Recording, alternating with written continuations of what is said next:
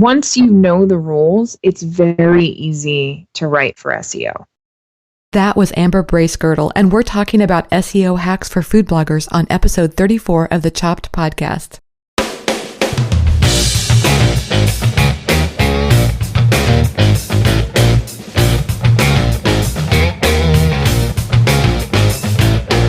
Hey everyone, I'm Marley of the blog Namely Marley. Thanks for joining me today for the 34th episode of the Chopped podcast. This is the podcast designed for people just like you, bloggers who love food. Each week I'm sharing thoughts, stories, interviews, everything related to food blogging so that we can all learn together about what works with food blogging and maybe even a little bit about what doesn't. Today's guest is Amber Bracegirdle of The Food Fanatic. I first learned about Amber in a Facebook group that was dedicated just to food bloggers, and it didn't take me long to realize that when Amber contributed something to a discussion about food blogging, it's probably a good idea to stop and take notice. I like to think of Amber's advice as like the real person's guide to food blogging. You know, she speaks in terms we can all understand about some stuff that can get really kind of technical. That's why I'm calling today's episode SEO Hacks.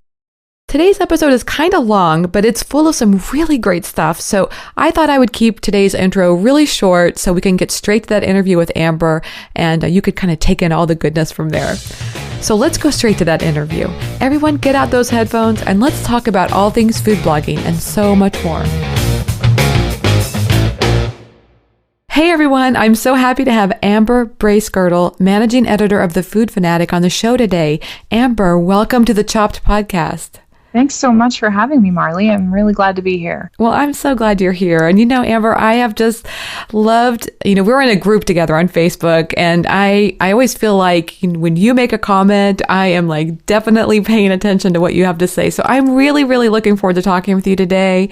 And I'm looking forward to talking some more about SEO and, all these kinds of great food blogging strategies. But I thought maybe we could take a step back and just talk a little bit about your background. I know that you're mostly working with the Food Fanatic site right now, but you have your own food blog, and I was wondering if you could talk a little bit about that and what caused you to get started in food blogging. Sure.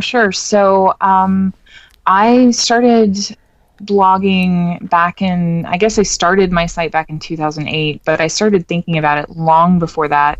I was living in England with my now husband, and I missed Tex-Mex food so bad. It's not even funny. It was hysterical.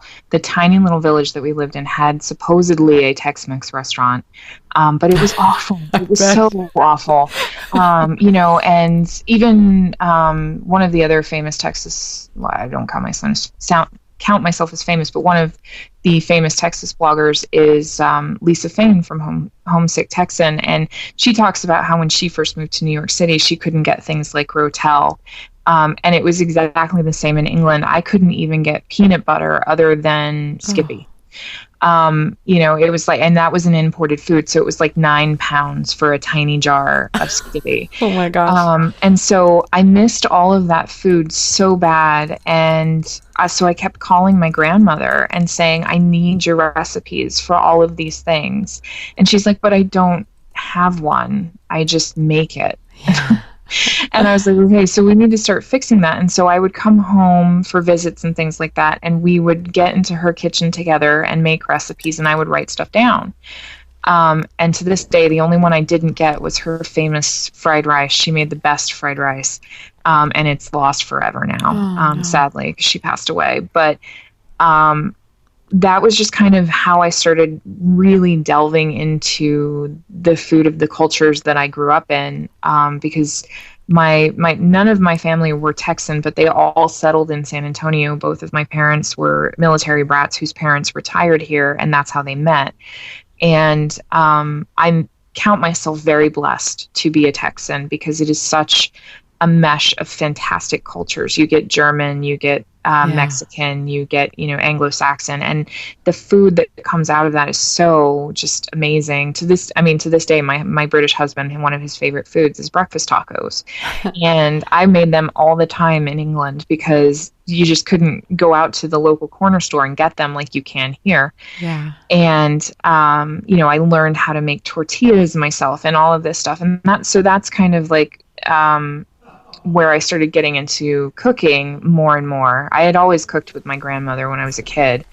But then, blogging really started to come on my radar. I read a lot of Nicole from Pinch My Salt, has been around forever, and of course, and things like that. So I started reading a lot more food blogs, and my husband and I are both very techie. I had a live journal back in the day, and I said, I really want to do this. And my husband was like, all right, let's do it. So we set up a food blog. It wasn't on WordPress or even Blogger. And that's how we started. Wow. And it was almost like that saying that, what is it? The mother of invention is or necessity is the mother of invention. That's exactly what it was, because, I was just desperate for food. And then the other thing was that it was sort of the first time my husband and I had lived together, or either of us had lived together with someone else as a partner. And so we kind of had to figure out our family menu, so I had to learn how to make some of his favorites, some of his British favorites. Like Sunday roast or rock cakes are another sort of British thing that people don't really know about. It's kind of like a scone, but not really. And it's really only made in the north of England where he's from. And so rock cake doesn't sound very appetizing. It does not sound very appetizing, but they're actually delicious with a cup of tea. Oh, that's good. And so, but they look like little rocks. It's actually hysterical. I was like, why would anyone make this or eat it? But apparently his grandmother made them like once a week. And so it was a whole thing. And so you learn how to do that. And it just, our to this day, our family menu, it's like one night we're having, tacos. And then the next night we're having, toad in the hole. That's funny. That's just our family. And then when our son was born, a lot of food bloggers came together to celebrate that, because we had been through infertility and stuff like that. It was really, really awesome. And everybody referred to him as the British Texan. Cool. And so to this day, like I'm actually still considering registering that domain for him. You should do it fast. I should do it fast. But yeah. And so, I mean, blogging has just kind of, since that point, since sort of 2008, has been part of my life. It started out again as a hobby. But what was really interesting is that when we moved to the States, which we did to get closer to my family, but we couldn't get all the way to Texas at the time, we didn't know a soul at all. We moved to New Jersey and did not know a single person other than our landlord. And the only reason we knew him is because we had been emailing him for 2 months. Wow. And it was a very lonely place, because I worked from home and my husband worked with a bunch of guys that were 15 years his senior.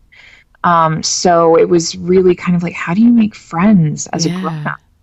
And then, as I started blogging more, and realizing that people were close by, especially in the New York City area, we started doing going to meetups, and this community sort of grew out of that. And to this day, I count many of the people that I met through food blogging right there at the beginning as dear, dear friends. That's wonderful. And a few of them even got together to give us like give me a going away dinner right before we left New Jersey. And it was just kind of like, it was hard to hold back the tears, because all of us, because you never expect friendships like that to grow out of something that you do alone in your office. It's interesting, isn't it? Food blogging can be so isolating, but yet the connections can be so strong. They really can. They really can. And, when we first moved to New Jersey, and I knew immediately that it wasn't home, and that eventually we would move all the way to Texas, but it surprised me at how hard it was to leave some of those friends behind, because they have become like a second family. Wow. And so, they threw my baby shower, and they just so many things. And it was like, oh my gosh, it is really difficult to know that I may not see you again for a really long time. But that's kind of the cool thing about food blogging too, isn't it? That, you can stay connected through so many ways, like social media. I mean, follow their Instagram feed, and it's like you already, what's happening in their day-to-day life. Exactly. And I just say, thank God for the internet all the time. I know, it really. But I mean, I have to say that in general, because my husband and I met online back before there was online dating. We met in a random chat room. So. Oh, there you go. Yeah, so there's a lot of things in my life that I can attribute to the invention of the internet, and I thank God daily for it. That's cool. That's so cool. Well, I am so excited to have you on the show today. And like I said earlier, a lot of the things I feel like, you made that transition over to working with Food Fanatic, and you learned a lot in that process. And a lot of it seems like, to me, it's very SEO related. Yeah. Yeah, it is. So basically, I mean, it was really, really interesting process. I met Eric Hochberger, who is the co-founder of Food Fanatic, at a food conference in Philadelphia, a food blogging conference. And it was a very small conference that only had, I want to say, about 50 to 60 people at it. So it was very, open discussion, like with the panels and stuff like that. And I think I mentioned before we started, Marley, that I can tend to be a very outspoken person. Like that about you. And some of the stuff that the panel people were saying at this conference was just incorrect. In a lot of ways, like not even as if it was their opinion. It was kind of like someone said out loud on a panel, there is no way that anyone can ever make a living from their blogs. And I was like, wow. What? I was like, I know at least 3 people who are supporting their families and paying their mortgages with their blog. So to sit there and say that in a room full of people that are hoping to do exactly that thing, I was just like, wow, that's really not okay. And so I was very outspoken about it. And so afterwards at the mixer, this really handsome guy walks up to me, and I was like, what's going on right now?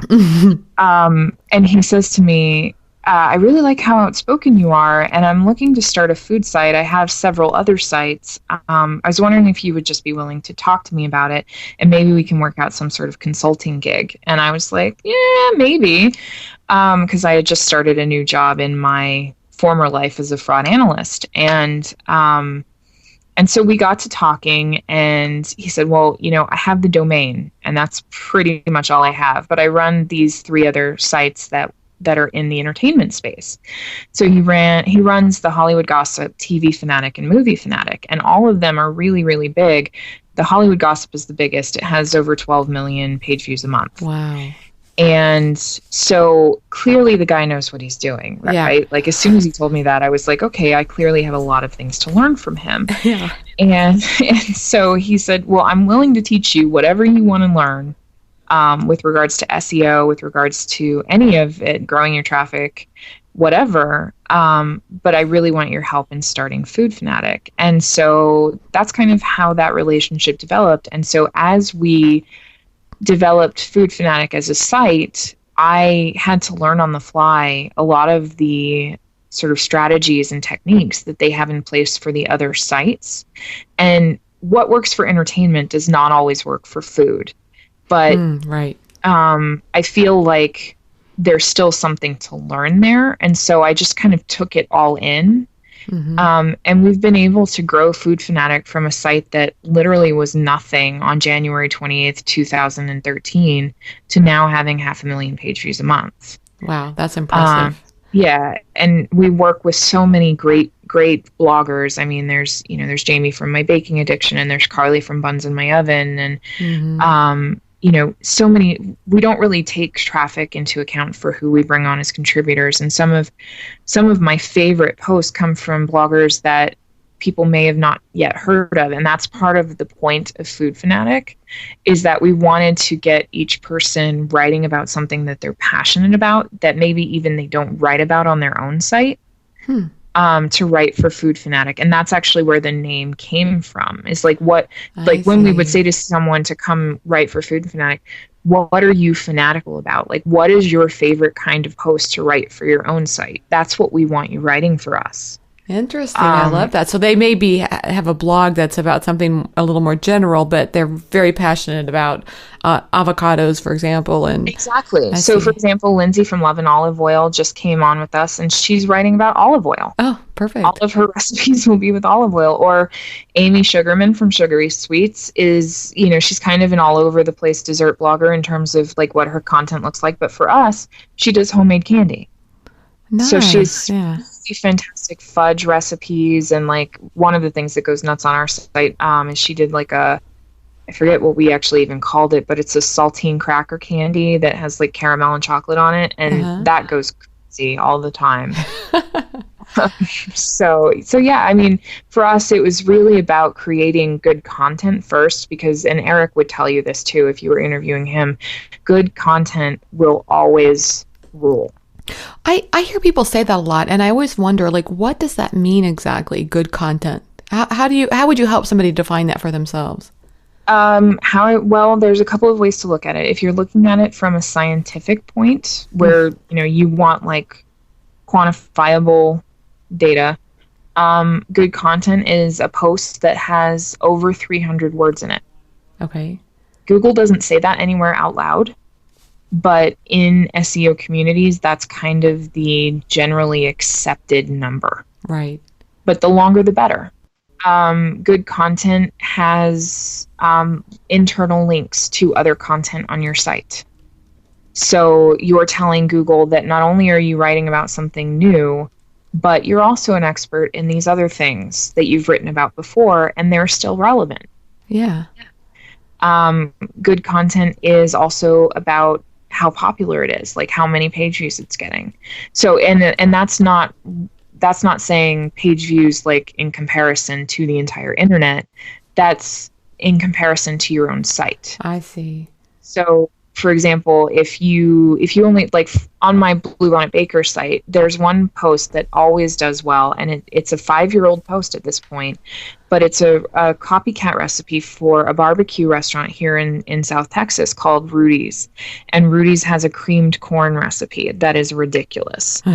And I found a couple of different copycat recipes that kind of sort of got there, but not quite. Yeah. And so I kept tweaking it until I felt that I got it exactly as close as you could possibly get without working for Rudy's and figuring it out from there. And that post to this day goes crazy. And so I tend to link back to it. When I write new content, I tend to link back to it as much as possible, because it continues to tell Google that content is relevant. That's good. I've also heard that linking one post to one that's more popular is a good idea. Yeah, it is definitely a good idea, but more importantly, it's doing so in a natural way. So like a lot of people try to like tack on internal links at the end of the post. Like, if you like this, you might like this one and this one and this one. And it counts. It absolutely counts, and it's good. But if you can work it into your actual post content, that's better. Google sees it as a more natural way. Like its algorithm can tell the difference. Isn't that amazing? It really is. And I mean, even like, for example, one of the things that we employ on Food Fanatic is, if we don't have a post somewhere on the site that works organically to be linked to within a new piece that we're putting up. But somebody mentioned the word cupcakes. That's a popular category for us. So we'll link to the category instead. Okay. It's still an internal link, and it's actually a very popular tag or category, whichever you want to call it. Right. And so we'll just link to that, and that counts too.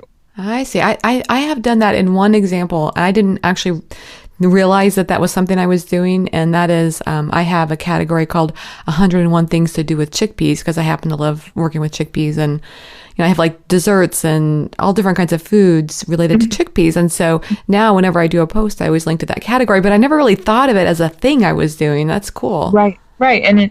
And that's the interesting part of all of this, right? Is that people think SEO is this big, hard, horrible thing to learn. And really what it is it's actually thinking of your own website as a catalog of products. And whenever you can sort of naturally work in mentioning another one of your products into what you're currently writing about, that's what you should do. Oh, that makes sense. And to me, it's almost it almost helps write content. So say that you have a new scone recipe and you're struggling with how you're going to start the post. Mm-hmm. Well, the higher up in your post that you link, the more weight Google gives it. So if you have writer's block on how to start your post about this new blueberry scone, one of the things you can do is say, okay, well, what other scones do I have on my website?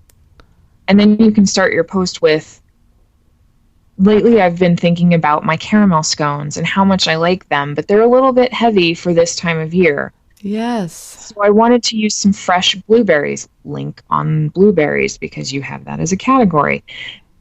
And so I made scones.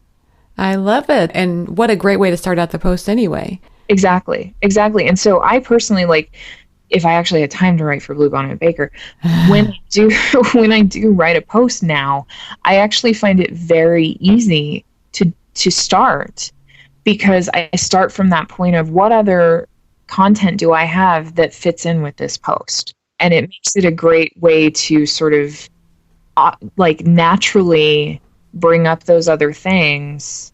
It's organic, right? Yes. It's an organic place to write from because it's stuff you've created. And just getting started on the posts can be the hardest part sometimes. So, yeah. Exactly.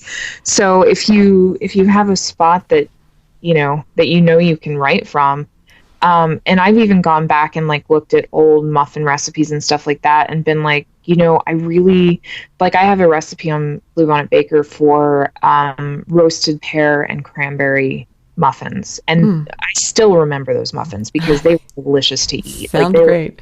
They were straight up one of my favorite muffins that I've ever made, because those are two fruits that I absolutely adore, and I just don't get to use them that often. Yeah.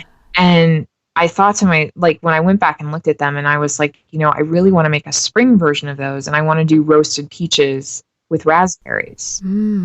And that, I mean, to me, that's another place where if you're sort of hitting a wall with creating new content, no one says you have to reinvent the wheel, right? You can go back and sort of get inspiration from your old content. And that's one thing that I think food bloggers sort of struggle with, is how to use their old content. Mm-hmm. And I think we all need to get better about not making our posts just this one-time thing, right? We get into this cycle of, okay, well, I've blasted it across my social media channels. I don't want to be annoying. I'm not going to mention it again. Yeah. And that's actually doing yourself a disservice, because all of the social media algorithms work on how often something is mentioned. Really? So in other words, you feel like you're being obnoxious, and social media is like, well, this is just business as usual. Exactly. That's exactly what it is. Huh. So, for example, we recently started using a tool called Edgar, which has been discussed in that same group that we're in. And I signed up for it like a couple of months ago, and I couldn't figure it out at first. And so I was like, whatever, cancel our account. I don't have time for this. Yeah. Well, then, it came up in the groups again, and one of our contributors mentioned to me that she was seeing a huge increase in Facebook reach with it. And I was like, all right, I need to sit down and figure this out. And once I did, I was like, this thing is genius. Because basically what you do is you go in and you create these cues of your content, and you categorize them. So like you create a category for your top 10 posts of all time, and you create a category for fall posts, and you can put your stuff in there. You can put, fellow blogger stuff in there. You can put BuzzFeed stuff in there, whatever you want to do, or you can put BuzzFeed stuff in a completely separate category. But then what you do is you go in and you create a schedule. So like, for example, with Food Fanatic right now, I asked all of our Food Fanatics to give us our top 10 posts, their top 3 posts of all time. And then once I had all of those, I actually shared the list with all the Food Fanatics. And then I personally went in and made an Edgar queue that Facebook shares. It's all Facebook rather than Twitter, because I'm still working on the Twitter stuff, but it's all Facebook pulling each of their top posts. So this is one category that has, I want to say, about 80 status updates for Facebook. And it's each of those contributors' top 3 posts, one status update for each post. And then you set up a schedule that says, I want you to post from this category this often. And it picks it randomly based on what it thinks will do well at that time. Wow. So basically, I haven't had to touch that queue since then, but I go back in and update it if I want to. But our Facebook page is being updated 12 times a day, whereas before it was being updated once.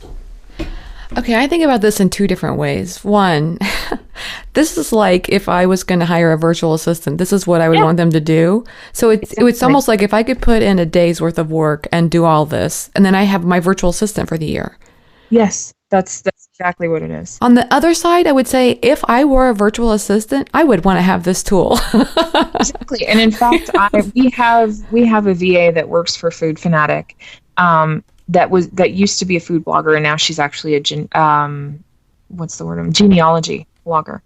But she was a dear friend of mine back when we lived in New Jersey, and she was looking for work as a stay-at-home mom. And I said, well, you know how to do all this stuff. Come help me at Food Fanatic with doing data entry, because we have a custom content management system. We don't use WordPress.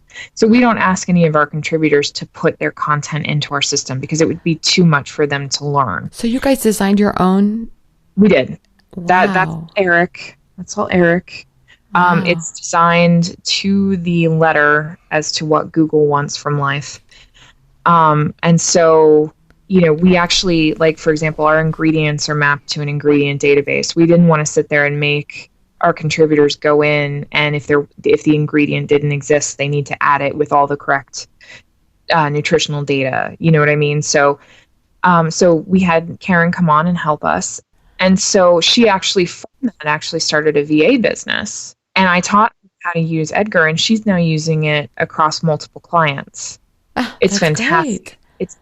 I cannot recommend that tool enough. Like, just the fact that I spent one solid day going in and figuring out the categories we wanted right now and how often we wanted them posting and what we were still going to do live.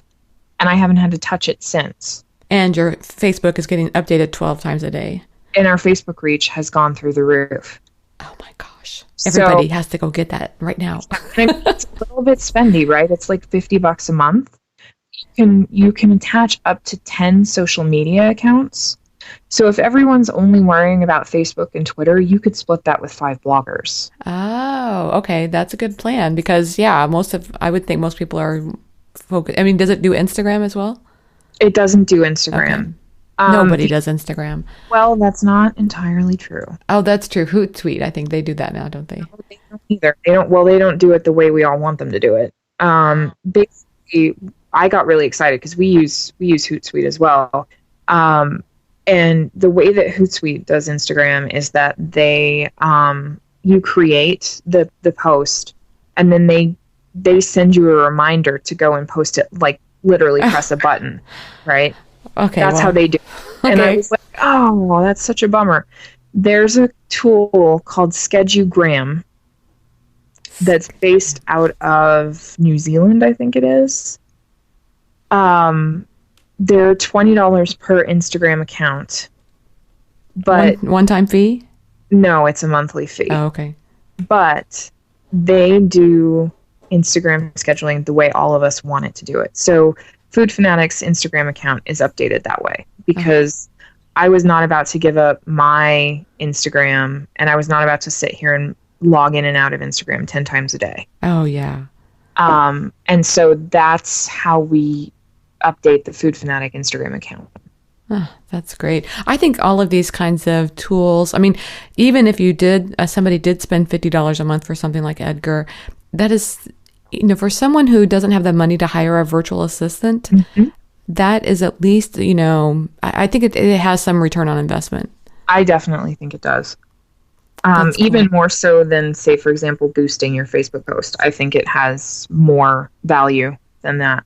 Oh, that's good to know. So in other words, the value you get on creating more updates for your Facebook page will get you more interaction and therefore probably a greater return on investment than if you spent $20 or $30 or $50 on boosting a post. Absolutely. And then the other thing that's nice about it is it allows you to constantly re-mention your old content, which is fantastic content, Yeah. in an organic way. So like you can have um, a Christmassy category that you schedule only right now. And then when, January 1 hits, you go in and you remove that category from the schedule, but the category remains in Edgar.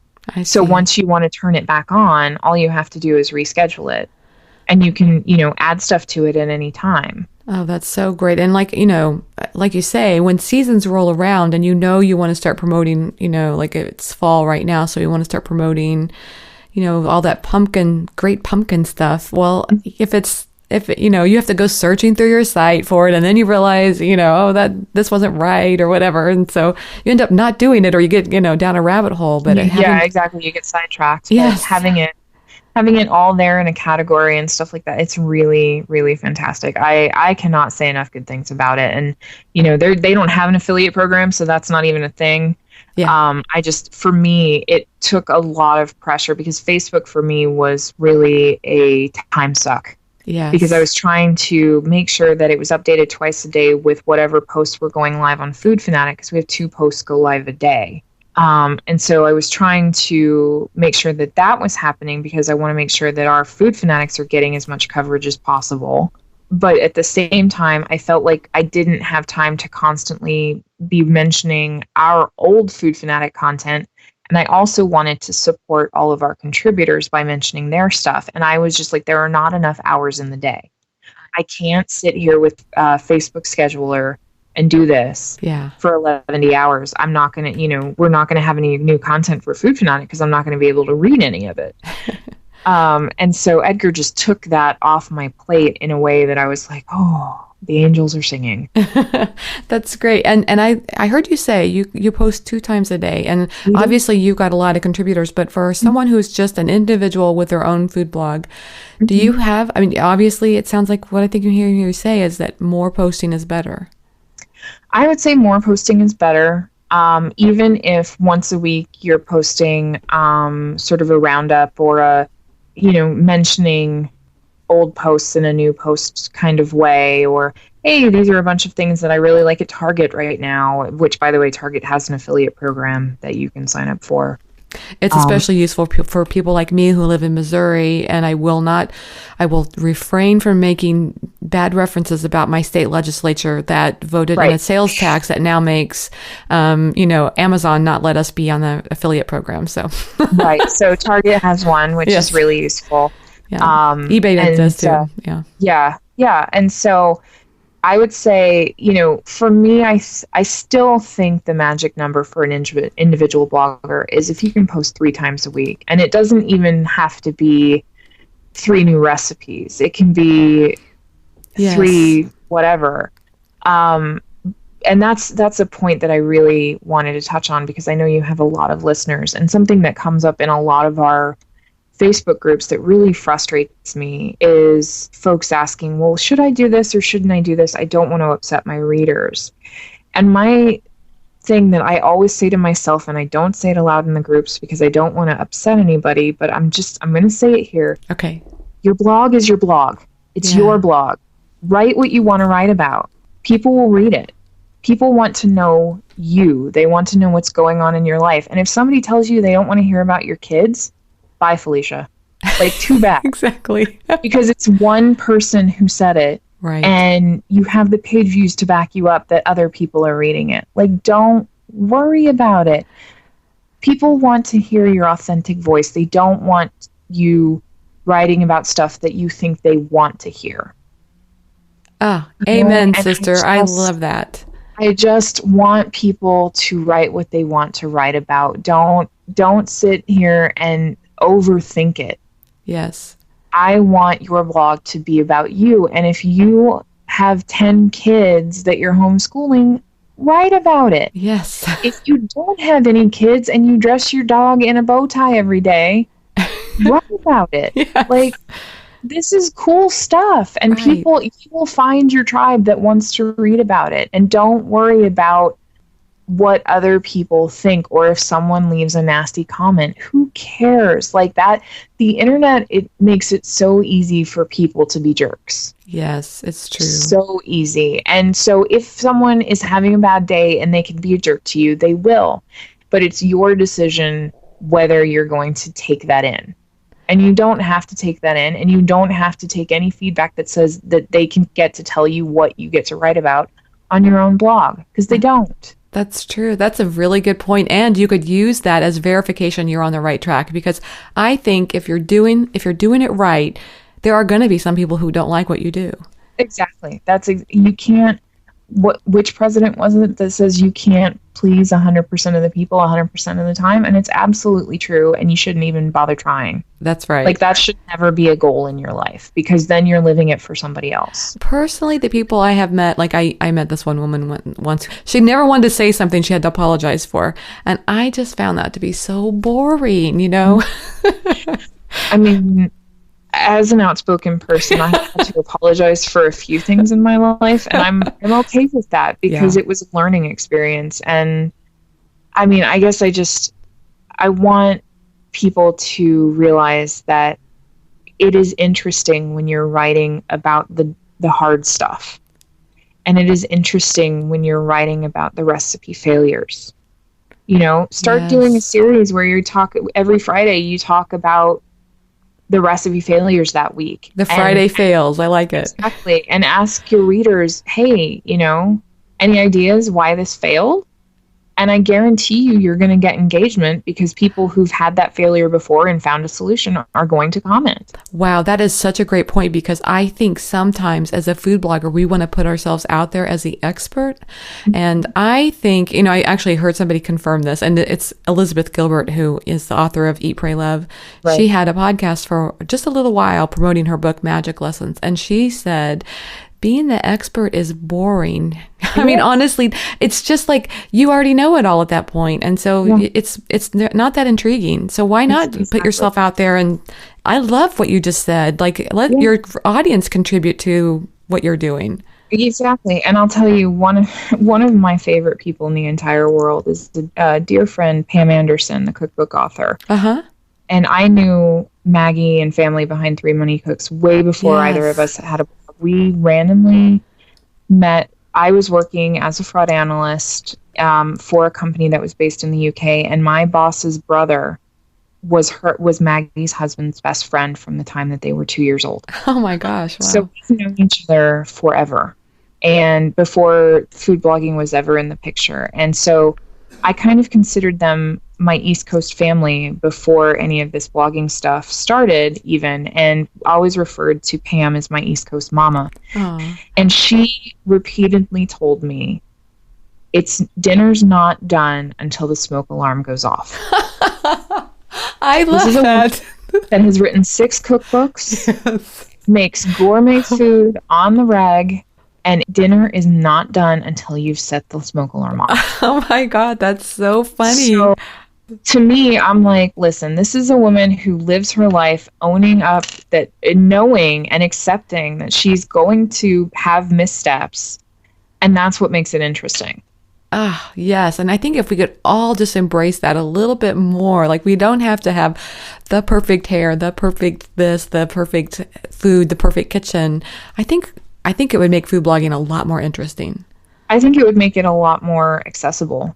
Oh, yes, that's true as well. I mean, the average everyday person wants to be able to know they can make this recipe as well. Right. And what's interesting is I think brands are starting to get very interested in that as well. If you're writing from a very authentic place and talking about your mistakes and stuff like that, I think a lot of people get scared about sharing that stuff because they want to appear perfect and work with brands. But listen, if Sandra Lee can still work with brands after that whole Kwanzaa cake fiasco, we can all continue to work with brands after admitting our recipe failures. It's going to be okay.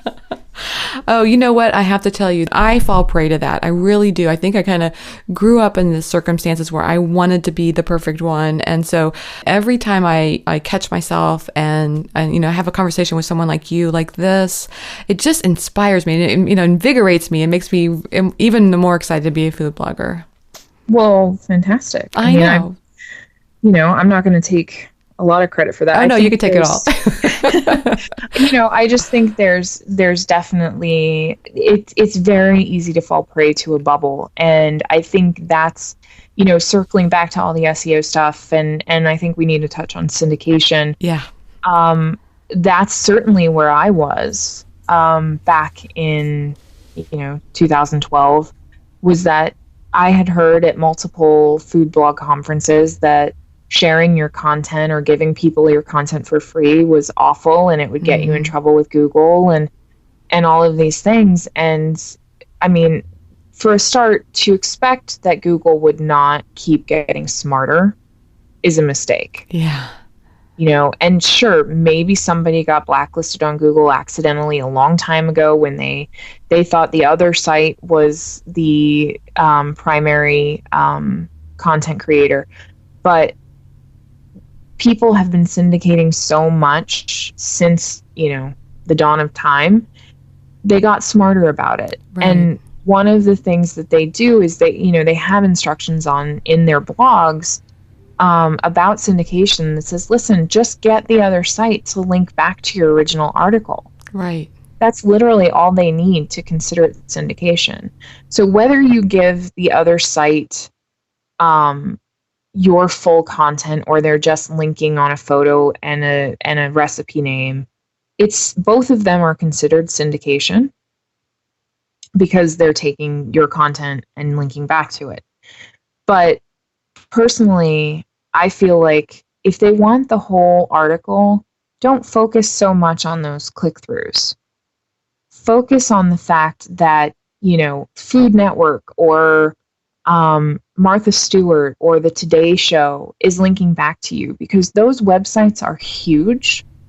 And even if you don't get a single click-through to your own site because they use the whole recipe, the bump that you're going to get in Google on whatever that keyword is going to be huge. Yeah, good point. It's a way of looking at it that's different. It's not as linear, but it works. Right. It's not linear, but it's how Google works. And it's how my co-founder built his other sites. If you go and go a week back and select any article on the Hollywood Gossip and Google the first paragraph that's in one of those articles, you're going to see 10,000 people that have syndicated that post. Wow.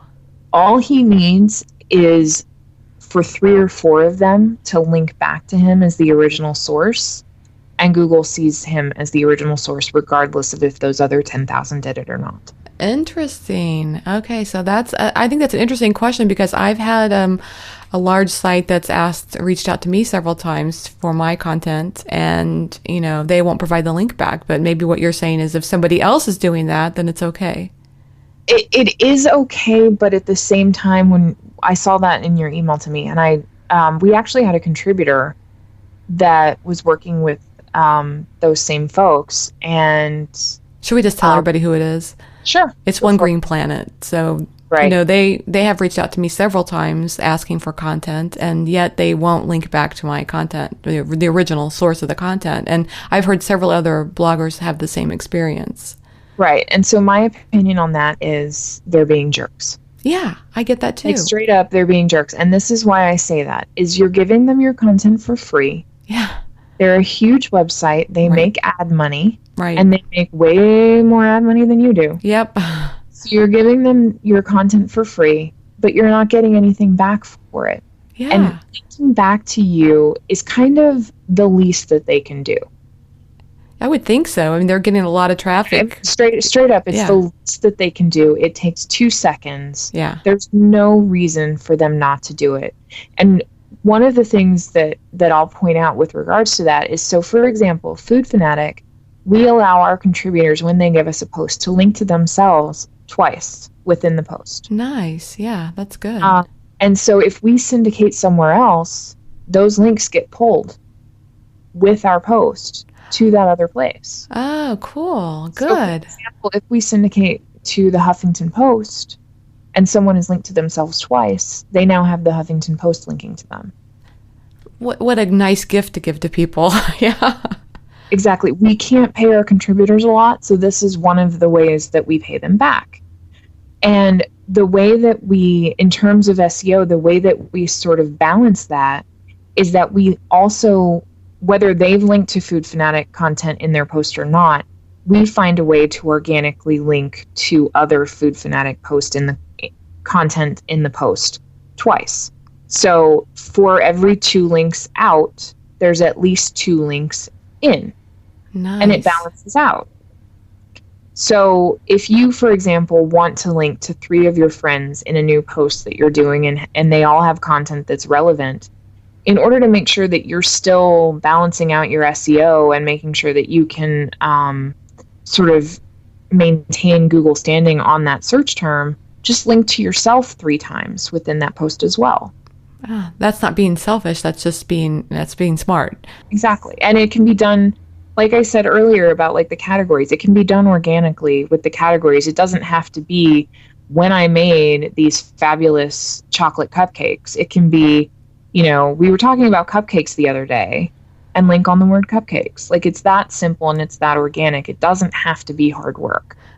Nice. Keep it simple, but at the same time, know the rules and apply them. Exactly. Once you know the rules, it's very easy to write for SEO, is my opinion. Because I've not necessarily been writing for SEO, but I've been editing posts for SEO. I mean, actually, that's probably even better, don't you think? Because you see all these different styles of writing, and you're able to kind of, put in the SEO as needed. Yeah. I focus them as much as I can, and then we give them back to the contributors, and they can either use our focused version or they can use what they originally wrote. We don't care either way, but we definitely do it for Food Fanatic's site because we have our own site to promote, but we also think of it as our contributor site, and we want their work to get in front of as many eyes as possible. Right. So in order to do that, we have to be smart about SEO. And so what I'm hearing you say is try to find ways to have your content syndicated in the right way, do internal links. What about the names of your blog posts? I think that can be kind of tricky sometimes. It can. So one of the things to think about, and I know, you wanted me to touch on like the ways to research that. And the honest truth is that any of the tools out there that do a good job of this, they cost money. And the reason they cost money is that Google does not provide an API of search results. So they have to do a lot of development in order to make these tools work and be accurate. And that just costs time and money. And so they have to charge a decent amount for the product. So the short and simple way to do this is to, when you want to make a post and you don't know what to call it, search for it as if you were just searching for that kind of recipe. Like, what terms come to your mind? So for example, let's talk about chocolate cupcakes. Okay. So if you have chocolate cupcakes, that's a really big term. The first thing to remember is don't search for it when you're logged into Google, because Google's going to give you customized search results. In other words, search results similar to what you've already searched for. Or it follows you through other websites too, right? So if you're other food blogs, it's going to show you their stuff first because you've already been on their websites. So the thing to do is, like, Chrome has an incognito setting. So you can open a new incognito window, go to Google and search for chocolate cupcakes. The people that are going to come up are going to be Martha Stewart. They're going to be Food Network. They're going to be all huge players, right? Yeah. So if you call your post chocolate cupcakes and you use that in the posts a couple of times, like, don't keyword stuff. That's just as bad as not being focused. Use it a couple of times, call the recipe chocolate cupcakes recipe. No matter how focused you are on that term as an SEO term, you're never going to rank on that first page. Right. Because the other players are way too big. But if you, for example, search chocolate pudding cupcakes, or chocolate pudding cake cupcakes or something like that, that's a little more descriptive, but still isn't the best chocolate cupcakes you've ever had in your life, you may have people searching less for that term, but you're more likely to be on that first or second page. And that's going to get you more traffic over time. So like a term like chocolate pecan cupcakes or something like that would work? Yes. Yeah. It's definitely going to be a smaller search term, yes, but it's going to be one that you can win. Like, you have to know where you land in comparison to other sites. I also think doing that search term is really helpful too, when you know it's something that you do rank well for, to see how your listing looks compared to others. Like, that's one way we discovered that our photos weren't showing up in our recipe snippet. Right. So I think that's important. That's more, at least the last Eric and I talked about it, that's more of a Google problem. Because like I said, we have this custom CMS. He has the darn thing written within an inch of his life to every word that Google has ever spoken on the subject. And even we still don't always have the photo or the right photo show up with a recipe snippet. And he has beat his head against a wall trying to figure out why. And the general programmer consensus, because he's in all these different groups with, people who are writing specifically for Google, is that it's just something that Google hasn't fixed. They just pull a photo sometimes, and sometimes they don't, and there's no rhyme or reason. Okay, so hopefully that causes everybody to take a deep sigh of relief and know that, it's something you can fix, for yes, sure. Exactly. What about social media that goes along with that? For example, for a while, people were saying, always put your stuff on Google Plus because that will help as far as, increasing in search engine. So supposedly the story is that if you put your post on Google Plus, and you have to use the URL edition, you can't just put your link in the status, because if you put your link in the status, Google automatically no follows it. So they don't index it. You have to use the little URL input. Oh, interesting.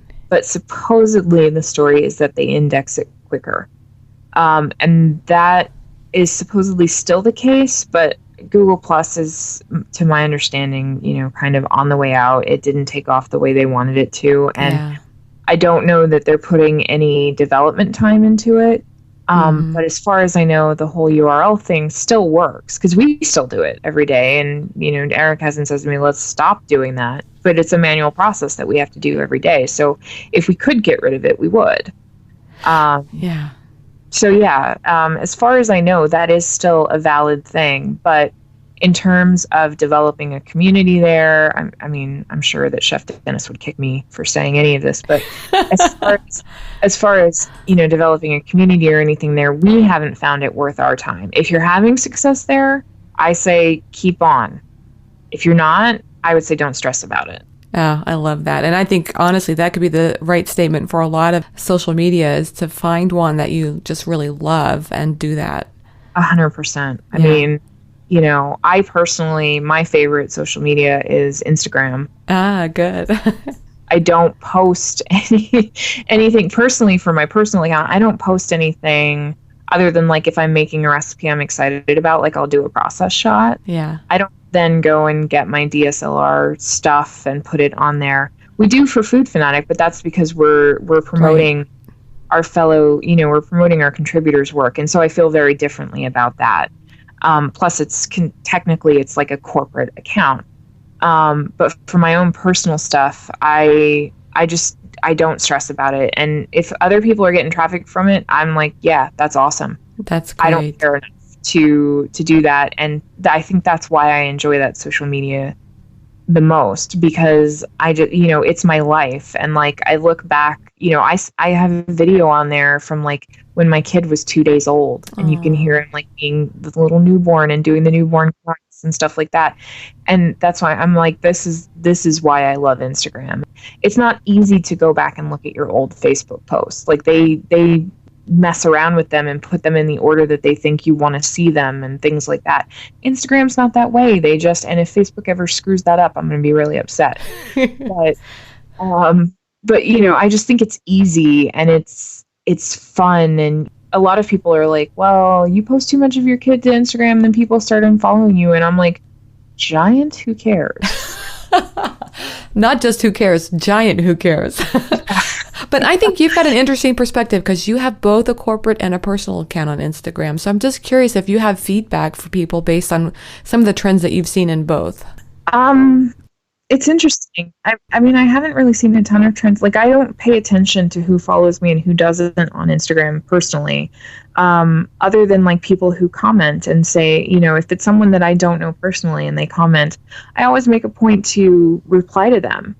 That's nice. We try to do that on Food Fanatic as well, like anybody who leaves a comment. And that was something that I learned at a conference from David Leet, that on his website, no one ever goes unanswered. Even if they just say, I really like this recipe, they always get a reply from him or one of the people that works for him. And I thought when he said that at a conference, I was like, you know, that's really kind, because then it isn't like you're saying something into a void.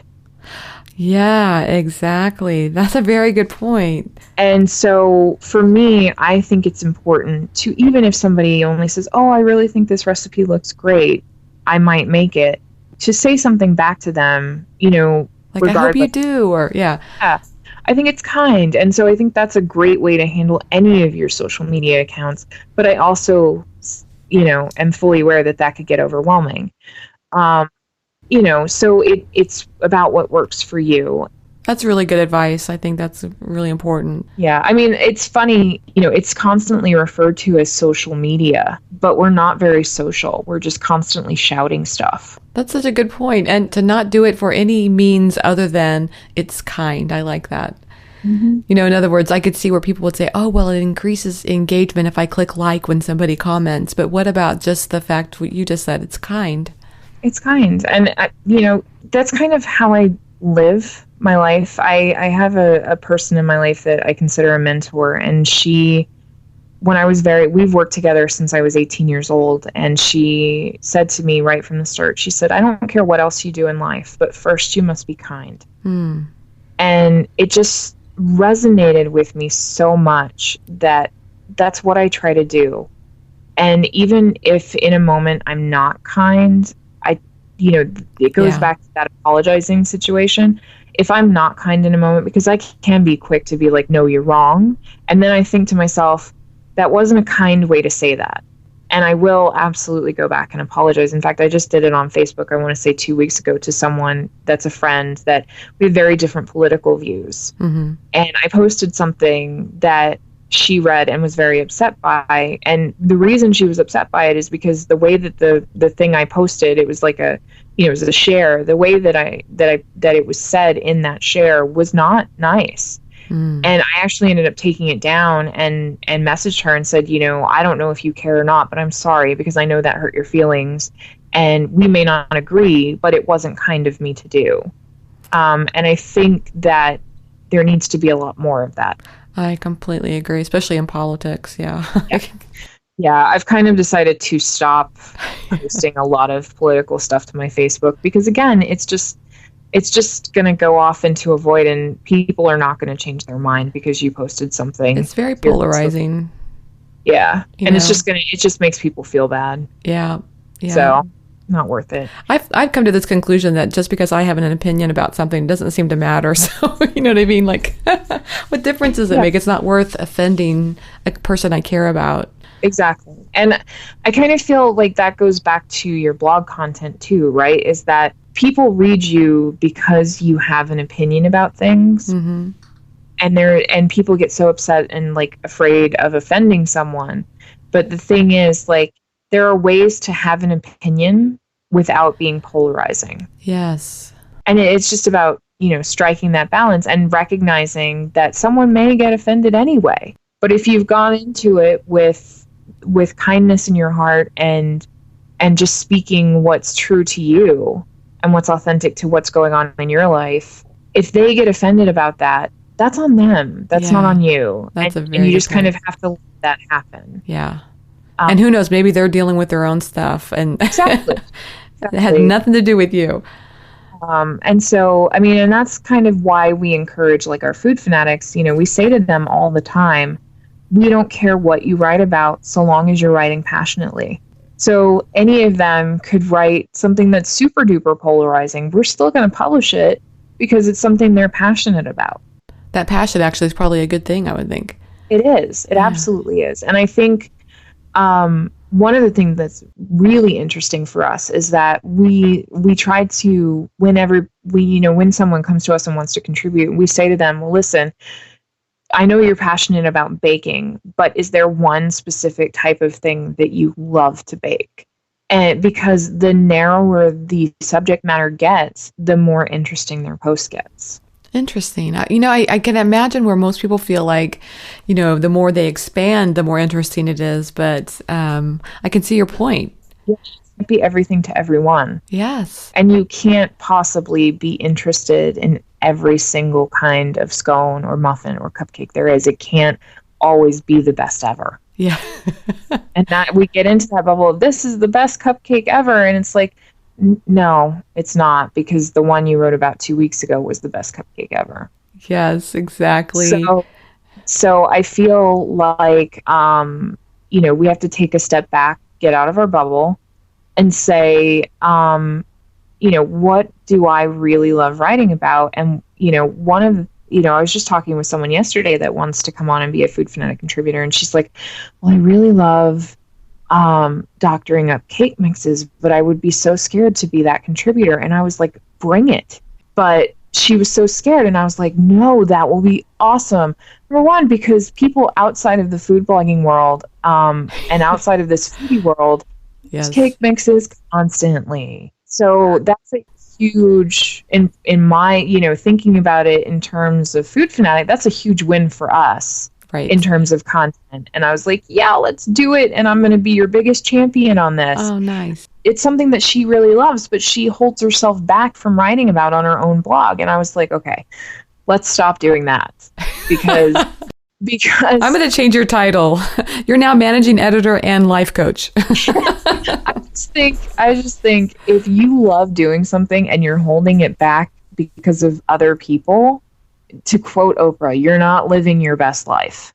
And I just, and I've held myself back from stuff so much in my life. I've dealt with a lot of things in my own life that I look back and I'm like, dude, I missed out on a lot of stuff. And why did I let myself do that? And so I'm just kind of at the point, and maybe it's the fact that I'm pushing 40. I don't know. It's like, I'm kind of at the point that I'm like, I don't really care what anybody else thinks. It's a good place to be, isn't it? Yeah. It is really a good place to be. And I kind of feel like I have to be in that place for my contributors, because I feel like the push that they need in order to do something really spectacular, like write a book or, get that show on Food Network that they want, is me going, you can do this. And I'm going to support you the whole way. Well, hey, being an entrepreneur is really, really hard. I mentioned this on the phone to somebody the other day that I have done a lot of work from home for other companies, but that's when I was taking their plan. Oh, you want to get these 10 things done? Done. Consider them done. I got them.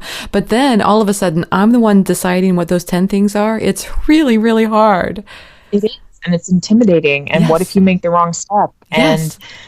And, I'm very lucky with Food Fanatic that I have someone else's money behind me. Mm-hmm.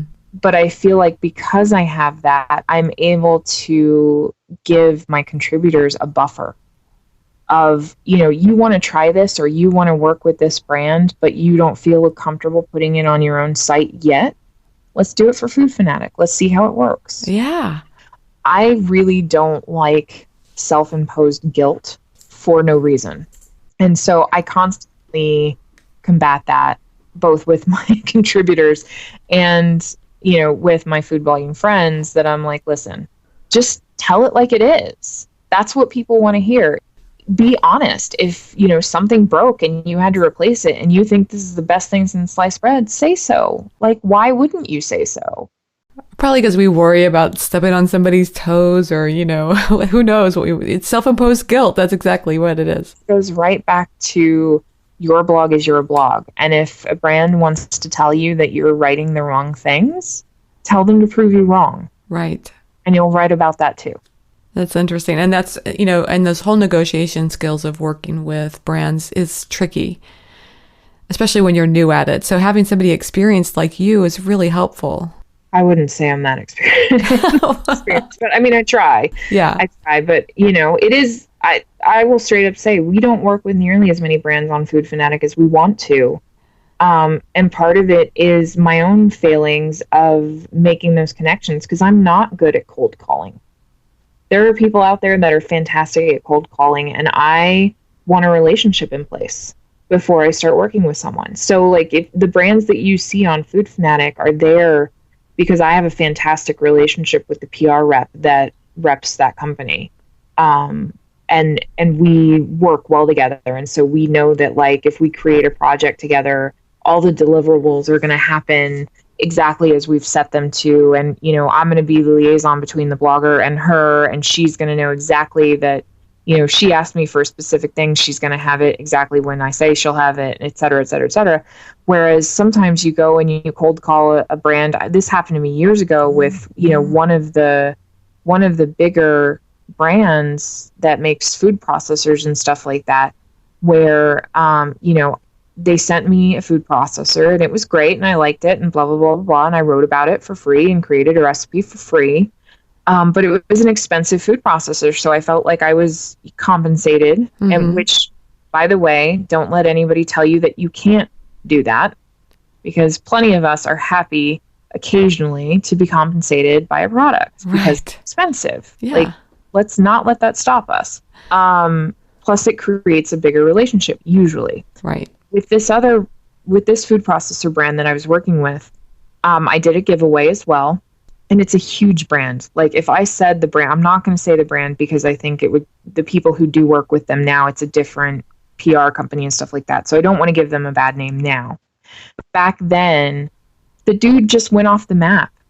Didn't answer my emails, didn't answer my phone calls. And he was actually right down the road from me in New Jersey. So I ended up going over to their office. And it was a PR office. And I ended up going over there and could not, until I showed up at his office, could not get him to send the winner their prize. Oh my gosh, that's terrible. It's terrible. And that's like a blogger's worst nightmare. It is. It was a huge brand. And like my next step, if he wasn't going to send it then and there, I was going to buy the damn thing. And it was like $400. So there goes my compensation, right? Yeah. So that burned me enough that I'm kind of like, I don't want to reach out to brands because I don't want to fall into that trap again.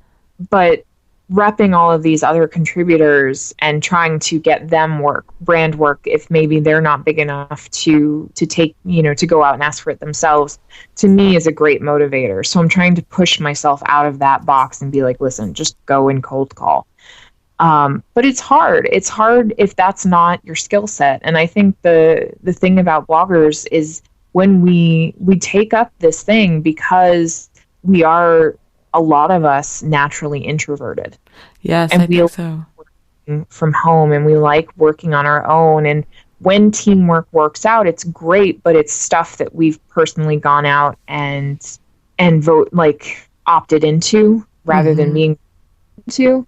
And so to go out and then be a salesperson, I think is very difficult. And the thing is, I say about food blogging is that it does require such a diverse set of skills that even if you are very comfortable in one thing, there's going to always be something that you're not comfortable with that you need to build. So no time like the present. You know what I'm saying? Like, you are so good at this SEO stuff. I'm not trying to say that I feel good to hear this, but it makes me know that you're human. Oh, believe me, I make mistakes on a daily basis. It's not an hourly basis even, and it's hard. I'm finding, especially now, Food Fanatic is my full-time job and I get paid a salary to run it, which is a very comfortable place to be. And I'm not going to lie, it is a very comfortable place to be, and made it easier for me to take a step back from Bluebonnet Baker. And I think I do have a privileged spot to say, well, I'm not going to write about stuff on Bluebonnet Baker that I don't want to write about. And I'm not going to write about stuff that doesn't feel authentic to me. Right. Exactly. Amber, this has been such a great discussion. I feel like we've covered so many things from SEO to, life coaching for food bloggers.